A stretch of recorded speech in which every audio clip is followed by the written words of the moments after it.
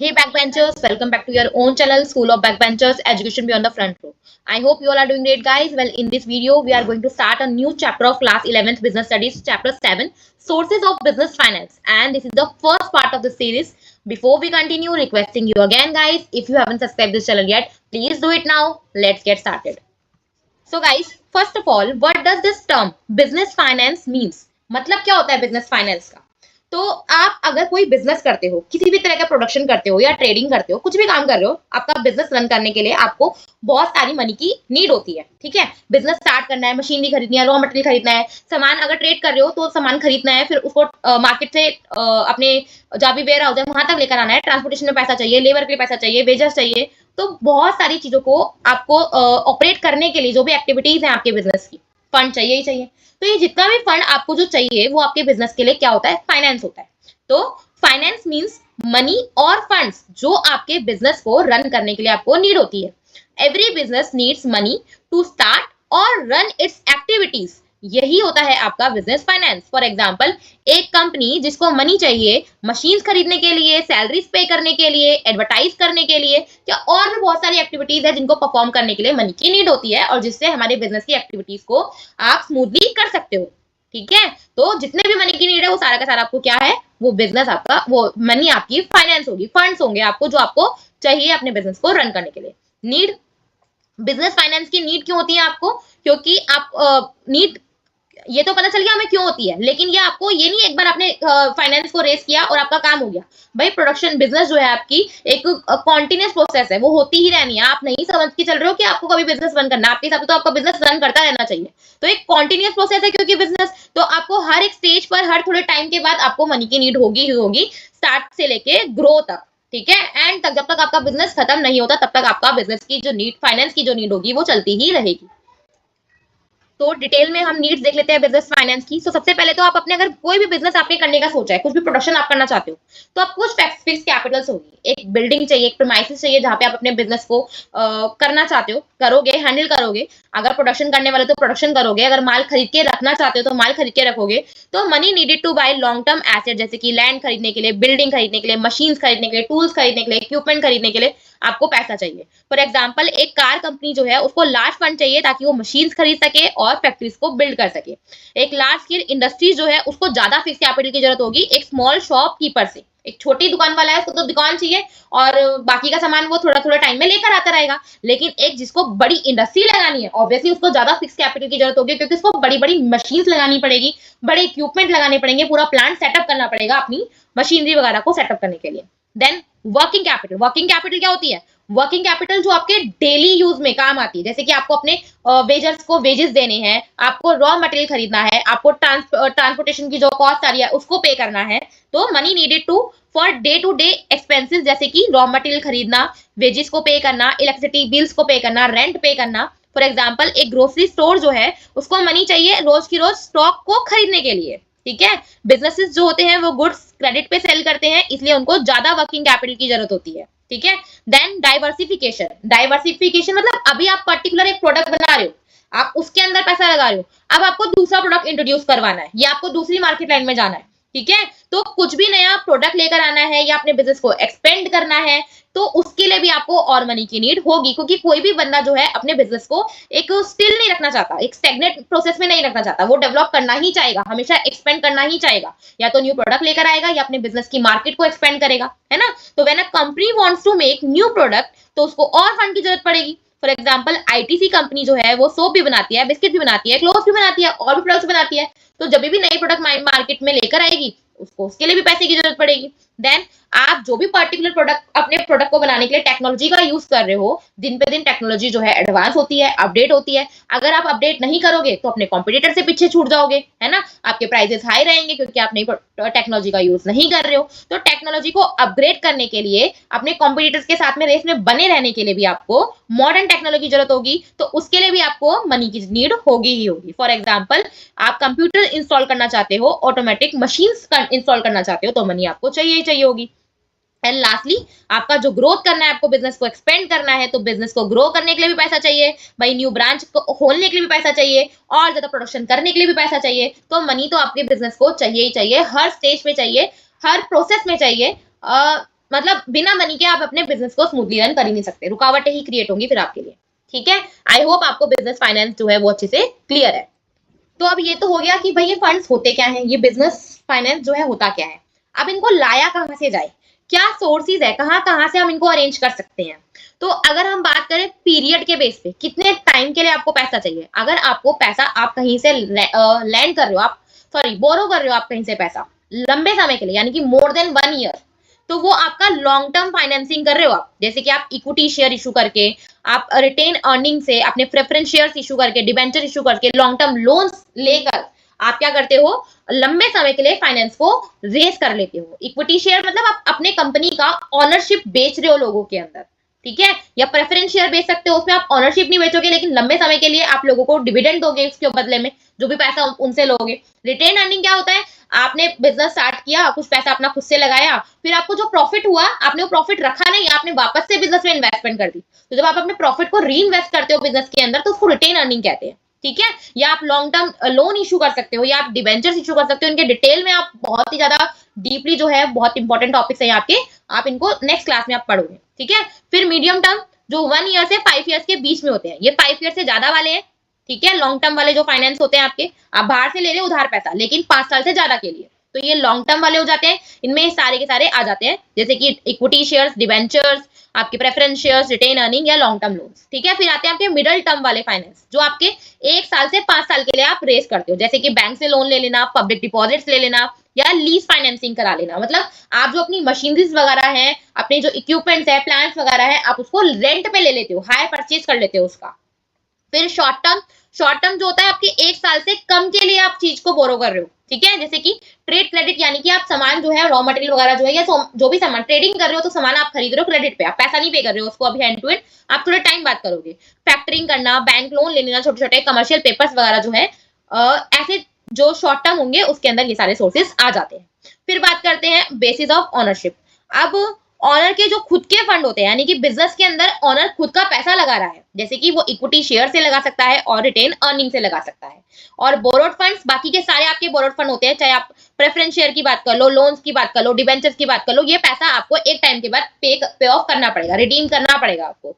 ठीक है, जो भी आपने इंटरेस्ट तो आप पे करते ही रहोगे, लेकिन एक टाइम ऐसा आएगा जो वो टाइम पीरियड खत्म हो जाएगा, तो आपको जो प्रिंसिपल अमाउंट है वो भी पूरा का पूरा रीपे करना पड़ेगा, अगर वो आपके बोरोड फंड है तो, जबकि ऑनरशिप में ऐसा नहीं करना पड़ेगा। ठीक है, on the basis of source of generation, तो इंटरनल सोर्सेस और एक्सटर्नल सोर्सेस। तो अगर आप बिजनेस का पैसा ही बिजनेस में लगा रहे हो, जैसे कि इक्विटी कैपिटल या रिटेन अर्निंग हो गई आपकी, और एक्सटर्नल सोर्स बाहर से लेकर आ रहे हो, जैसे कि अभी हमने बोरोड फंड्स बोले हैं, बैंक से लोन ले रहे हो, फाइनेंशियल इंस्टीट्यूशन से ले रहे हो, पब्लिक डिपॉजिट्स इशू करवा रहे हो, डिबेंचर इशू कर रहे हो, तो ये पैसा आपको एक दिन वापस देना है ना, तो ये एक्सटर्नल फंड ही हो गया, बाहर से तो लिया हुआ पैसा है सारा का सारा। आई होप आपको अच्छे से सोर्सेज ऑफ फंड्स के जो क्लासिफिकेशन है वो क्लियर है। नेक्स्ट टॉपिक है गाइस हमारा मेथड्स ऑफ रेजिंग फाइनेंस। तो इसमें तो हम शेयर्स के बारे में पढ़ने वाले हैं सिर्फ इस वीडियो के अंदर, बाकी के जो भी फंड्स हैं हमारे, उनको कैसे रेज करना है वो हम नेक्स्ट पार्ट में पढ़ेंगे। तो पहले देखते हैं इशू ऑफ शेयर्स। तो पहली बात तो शेयर्स क्या होता है, कंपनी क्या करती है, स्मॉल ऑनरशिप बनाती है, ठीक है, उसको पार्ट्स में कन्वर्ट करती है और अलग अलग लोगों के पास बेच देती है। ठीक है, और उसके बदले में मनी कलेक्ट करती है, और जिसको हम क्या कहते हैं, शेयर्स कहते हैं। ठीक है, मान लो कंपनी को 1 लाख रुपीस की नीड थी, तो कंपनी ने क्या किया, इसको 10,000 शेयर्स में कन्वर्ट कर दिया, यानी कि 100 रुपीज का एक शेयर हो गया, तो 1 लाख बनेगा ये, सॉरी 10 रुपीज ईच, 10 रुपए का एक शेयर कर दिया, 10,000 शेयर बना दिए। अब हो सकता है इसको एक ही इंसान खरीद ले, 2 इंसान खरीद ले, 50 लोग खरीद ले, 500 लोग खरीद ले, तो सबके पास जितने जितने पोर्शन में उन्होंने शेयर खरीदा होगा, उतने उतने पोर्शन में जो कंपनी की ऑनरशिप है वो बढ़ जाएगी। ठीक है, और बदले में कंपनी को पैसा मिल जाएगा। अब डिपेंड करता है कंपनी ने इक्विटी शेयर इशू किए हैं या प्रेफरेंस शेयर, दो तरह के शेयर्स होते हैं हमारे पास, इक्विटी और प्रेफरेंस। इक्विटी शेयर्स जो होते हैं वो कभी भी ऐसा नहीं होता कि प्रिंसिपल अमाउंट वापस करना पड़ेगा। अगर आपने इक्विटी शेयर बेच दी तो आपने ओनरशिप भी बेच दी एक तरह से, फिर वो पर्सन के हाथ में है कि वो आगे जाके उसको रीसेल किसी को करता है कि नहीं करता, लेकिन आपने तो ओनरशिप दे दी अपनी कंपनी की। लेकिन प्रेफरेंस में हो भी सकता है कि ओनरशिप जाए, लेकिन बेसिकली नहीं होता है, प्रेफरेंस के अंदर ओनरशिप नहीं जाती है। आप इसको रिडीम भी कर सकते हो, वापस भी ले सकते हो एक टाइम पीरियड के बाद, जैसा भी आपके टर्म्स एंड कंडीशन में उसमें मेंशन किया गया था आपके प्रोस्पेक्टस के अंदर। बात करते हैं पहले इक्विटी शेयर्स की। तो इक्विटी शेयर होल्डर्स जो होते हैं, जो भी आपके इक्विटी शेयर्स खरीद रहे हैं आपकी कंपनी के, वो आपके रियल ओनर्स हैं। कंपनी के, उनको वोट करने का राइट रहेगा आपकी कंपनी में, आपके जो भी डिसीजंस होते हैं बड़े बड़े उनमें पार्टिसिपेट करने का राइट रहेगा। ठीक है, क्या एडवांटेजेस है? एक तो ये परमानेंट कैपिटल हो जाती है। ठीक है, लॉन्ग टर्म सोर्स है आपके फंड्स का, आपको रिडीम नहीं करना, आपको पैसा वापस नहीं देना कभी भी। कोई भी एसेट आपको मॉर्गेज नहीं रखनी पड़ती, जैसे कि लोन लेते समय आपको कुछ ना कुछ कोलेटरल रखना पड़ता है ना। तो company doesn't need to pledge property, इसमें ऐसा कुछ नहीं करना पड़ता। रिटर्न्स जो होते हैं वो हाई होते हैं। स्टार्टिंग के अंदर आपको नहीं मिलेगा, क्योंकि कंपनी जो है ग्रोइंग पीरियड में होती है, अभी तो वो स्टार्ट हुई है। लेकिन जैसे ही कंपनी डेवलप होना शुरू हो जाती है, ग्रोथ पकड़ चुकी होती है, तो उसके बाद आपके जो रिटर्न्स होते हैं इक्विटी शेयर्स पे वो काफी हाई होते हैं, क्योंकि जितना प्रॉफिट होगा कंपनी को, उतने ही आपको उसके ऊपर रिटर्न देखने को मिलेंगे। कंट्रोल जो होता है, क्योंकि आप इसके इक्विटी शेयर होल्डर्स हो कंपनी के, तो आपके पास ऑनरशिप है कंपनी की कुछ पार्ट के अंदर, तो आपके पास वोटिंग राइट भी होते हैं कंपनी मीटिंग्स के अंदर। कोई फिक्स बर्डन नहीं है, तो कंपनी के ऊपर कोई बर्डन नहीं है कि डिविडेंड देना ही देना है। इसके ऊपर डिविडेंड मतलब जैसे कि लोन के ऊपर इंटरेस्ट होता है, वैसे ही शेयर्स के ऊपर डिविडेंड पे करना पड़ता है। ठीक है, तो फिक्स नहीं है, क्योंकि अब सिंपल सी बात है, अगर आपका खुद का बिजनेस है गाइस, बिजनेस अगर आपका होगा और उसमें प्रॉफिट हो रहा है, तो आप कोशिश यही करोगे ना कि अभी ज्यादा से ज्यादा प्रॉफिट जो है वापस से बिजनेस में लगा के उसको ग्रो किया जा सके, क्योंकि आपका खुद का बिजनेस है, आपकी ऑनरशिप है, आगे जाके हाई प्रॉफिट्स होंगे तो वो आपका ही तो फायदा करेंगे ना। तो अभी स्टार्टिंग के अंदर जो होता है, कोई बर्डन नहीं होता कि डिविडेंड इक्विटी शेयर होल्डर्स को पे किया जाए, और इक्विटी शेयर होल्डर्स भी यही चाहेंगे कि बिजनेस में ही वैसा वापस लगा के इसको ज्यादा ग्रो किया जा सके, कि बाद में हाई रेट के अंदर प्रॉफिट कमाया जा सके, क्योंकि हाई प्रॉफिट होगा तो ऑटोमेटिकली उनको हाई रिटर्न बाद में देखने को मिलेंगे। तो डिविडेंड देने का कोई भी बर्डन नहीं होता अगर प्रॉफिट होता है तो। लिमिटेशंस और डिमेरिट्स भी है। कैसे? एक तो रिस्क होता है, डिविडेंड जो होते हैं वो अनसर्टेन होते हैं, जरूरी नहीं मिलेंगे ही मिलेंगे, कोई गारंटी नहीं है ना। हाई कॉस्ट हो जाती है, क्योंकि मोर एक्सपेंसिव होते हैं, ये एक्सपेंसिव होते हैं प्रेफरेंस शेयर से।